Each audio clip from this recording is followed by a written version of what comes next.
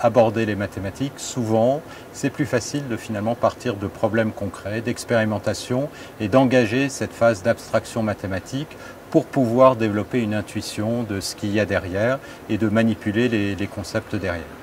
C'est là que finalement l'intelligence artificielle et challenge d'intelligence artificielle sont une opportunité. On propose des problèmes, par exemple de reconnaissance d'images, ça peut être du diagnostic médical, et à partir de ces problèmes, on fait émerger les questions mathématiques. L'enjeu ici, c'est avant tout de comprendre les mathématiques et de comprendre leur lien avec le monde.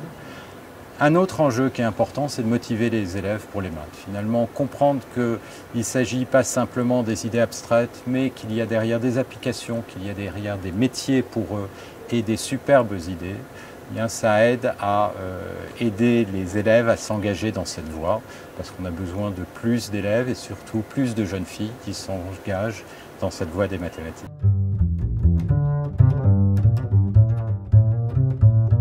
D'abord, on présente le cadre, qu'est-ce que c'est que l'intelligence artificielle et pourquoi est-ce qu'il y a des mathématiques derrière, et on leur propose un problème.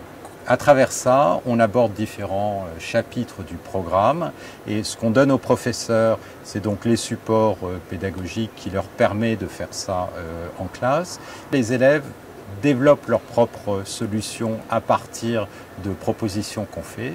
On s'aperçoit très rapidement qu'ils sont extraordinairement créatifs, qui vont souvent bien au-delà des idées qu'on avait.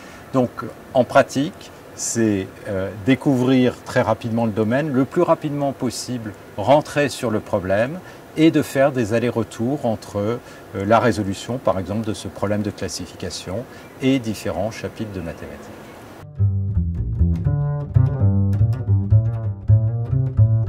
De réaliser que ce qu'ils apprennent, c'est en lien direct avec une problématique comme par exemple faire un diagnostic médical, c'est d'une certaine manière une surprise parce que pour eux ce sont des problèmes qui n'ont strictement rien à voir avec les mathématiques. Ça peut être de reconnaître des chants de baleines, ça peut être de faire un diagnostic sur le niveau de stress d'un bébé dans le ventre de sa mère pour décider si on doit faire une césarienne ou pas. Donc c'est des enjeux qui sont vraiment importants, qui sont d'ailleurs des enjeux qui sont à la frontière de la recherche et pourtant les élèves découvrent qu'avec les outils qu'ils ont appris, de la seconde à la terminale, ils peuvent déjà apporter des réponses.